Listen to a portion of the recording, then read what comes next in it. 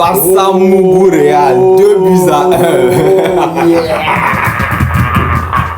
Le Barça, fier d'être barcelonais. C'est cette année j'ai compris ce que c'est qu'être barcelonais. L'équipe est puissante, l'équipe est forte, l'équipe Visca Barça. Vous savez quoi? On a vu un match, on a vu du beau jeu. Et tout ça là est possible parce que quoi? Le coach a fait une masterclass. Ou bien on dit un masterclass. Le coach a fait un masterclass. Tu peux te permettre de Je peux, bah oui, je peux, on s'en fout. Ce qui est sûr, c'est que le Barça a montré ce que c'est que le football à Rayo Vallecano. Ça fait plus de 3 ans qu'on n'arrive pas à affronter cette équipe. Tout le temps, on avait peur. La saison passée, on a fait match nul. C'est ça qui avait lancé la saison. On a commencé avec 1 point et que le Real ne nous a plus jamais donné de points. Vous avez vu, l'équipe là était très très difficile à battre. Et ce soir, on a fait le taf. On a fait le taf. Vous savez quoi? On a fait le taf. Exactement. L'équipe était présente sur toutes les lignes. Mais j'aimerais revenir sur quelque chose. C'est que la première saison, il faut qu'on comprenne quelque chose. C'est que Hansi Flick essaie de faire jouer Ferran Torres. Sauf que Ferran Torres, sérieusement, c'est trop nul. Non, c'est trop nul. C'est trop nul. Parce qu'on a vu une différence claire entre la première mi-temps et la seconde mi-temps. Et tout ça là est... Qu'est-ce qui faisait la différence? C'est que Ferran Torres n'était plus là en deuxième mi-temps. Et comme par magie, Barça est devenu une équipe extraordinaire. Voilà. Bon, Steve, comment tu as trouvé le match d'aujourd'hui? Oh, pas trop. En première mi-temps, le Barça avait du mal. On a vu avec Ferran Torres, sur le côté de Ferran Torres avec le petit Martin. Cette combinaison n'était pas du tout fluide et on a vu le premier but est venu directement du côté du Martin parce que le gars, il a fait caca dans sa culotte. Il n'était pas prêt. Ter Stegen aussi l'a aidé un petit peu. Il n'était pas prêt pour ce match. Ter Stegen aussi l'a aidé un petit peu, vous savez, comme donc, toujours. Voilà. Ferran Torres, je ne sais pas pourquoi, est-ce que c'est la direction qui a donné les consignes pour qu'on le fasse jouer, mais je pense que Ferran Torres, à un moment donné, il va falloir le vendre. Ferran Torres, en réalité, il a kidnappé la femme de Laporta. Non, franchement, parce que je ne comprends pas. L'année passée, on s'est coltiné Ferran Torres, tout le nom de l'année. Mais bien sûr qu'il a marqué, il nous a fait du bien, mais clairement, avec le jeu offensif de Flick et des joueurs tactiques qui vont rapidement de l'avant, je pense que Ferran Torres aura beaucoup de mal, surtout qu'il y a des blessés qui vont revenir. Si les blessés reviennent, je pense que Ferran Torres aura du mal à rentrer dans ce 11 de départ. Voilà, en fait, on ne retient rien pour la première mi-temps. Moi, je voulais mieux parler de la seconde mi-temps parce que là, on a commencé par voir des choses. Lorsque Olmo a fait son entrée, Olmo Pedri. Olmo Pedri. Non, putain. Ça commence par sentir quelque chose. On sent quelque chose. L'équipe, elle est extra dominante. L'équipe est ultra dominante. En fait, qu'est-ce qui s'est passé aujourd'hui? Dès que Olmo est rentré au jeu, et que ça a commencé par le jeu, c'est que Rayo Vallecano, il ne comprenait plus rien. Limite, ils étaient là, à être spectateurs parce que c'était trop technique, c'était trop rapide. Le niveau était trop. C'était le haut niveau. C'était le haut niveau. On a retrouvé ce soir un Barça qui fait plaisir. Je pense que même nos concurrents directs aujourd'hui ont eu du plaisir. Non, franchement, sur ce match.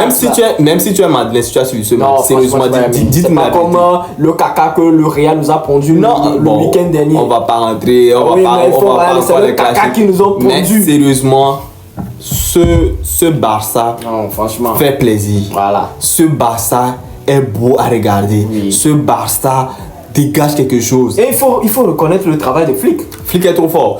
Moi, avant, je ne pensais pas que c'était un problème du coach. En fait.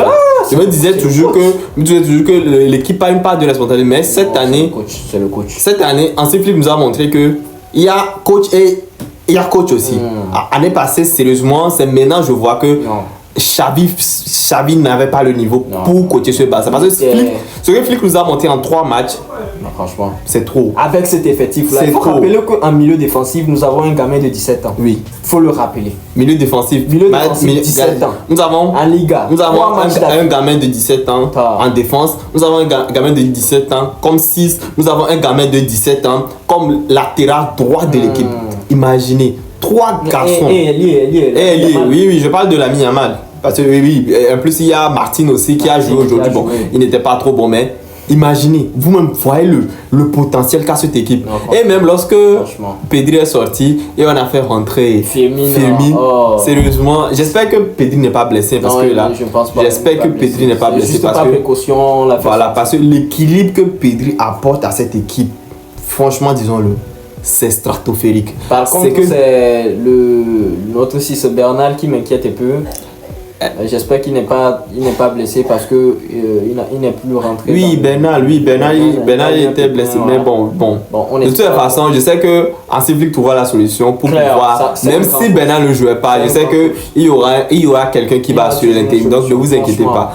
Moi, je crois maintenant, je suis parfaitement avec Hansi Flick. Je suis dans le wagon d'Hansi Flick. Hansi Flick, c'est le meilleur coach au monde parce que aujourd'hui, combien de fois Barça a joué contre ces équipes où on mène et on arrive à égaliser et puis on commence par reculer, on commence par avoir peur. Combien de fois? Mais cette année... Surtout, moi, j'aimerais attirer ton attention sur un point, surtout les fins de match. Oui. Tu vois comment... Aujourd'hui, bizarrement... bien aux fins de match. Aujourd'hui, bizarrement, Raga essaie de pousser. Non. Si c'était les années antérieures, là, je pense qu'on aurait déjà pris un but. Ils allaient égaliser, c'était clair. Ils se seraient fait dessus, Oui. on les connaît. C'est clair. Ils allaient revenir. Mais cette année, il faut voir la solidité. Malgré que le 6, Bernal n'était plus sur le terrain, on jouait à 10 contre 11. Mais ils ont maîtrisé le match et la victoire était à nous. Cette année, faites très attention à l'équipe du Barça parce que, je vous le dis, hein, c'est comme ça, vous serez surpris en Champions League parce que imaginez, on a encore beaucoup de monde. Guerriers, on a encore de grands guerriers au banc. On a encore beaucoup de monde au banc. On ne joue qu'avec des enfants. Et il faut rappeler que le Barça n'a pas encore terminé son mercato. Voilà, imaginez. Ils n'ont pas encore terminé le mercato. Mais bon, je ne crois plus trop au mercato. Moi, il nous a parce que mais bon, c'est pas grave. L'équipe est déjà forte. Ce que moi, j'ai commencé par voir, avec ce que Rafinha est en train de faire, sérieusement, même si on rapporte un ailier 3, même je me dis que peut-être Ansu Fati peut revenir. C'est un élément. Oui, Ansu Fati peut revenir à un niveau aussi, parce que faut voir, tout le monde progresse sous Flick. Tout le monde est en train de progresser sous Flick. Baldé a retrouvé son niveau. Non, franchement, Baldé m'a surpris. Il dépasse son niveau. Le milieu, on n'en parle même pas. Lewandowski, déjà 3 buts en 2 matchs. En 3 matchs. Mes amis, calme. Mais cette année, franchement, j'ai aimé l'équipe du Barça. Demain, nous allons revenir plus en détail sur le match, mais soyez contents avec nous. Le Barça fait 3 matchs, 3 victoires, premier de la Liga.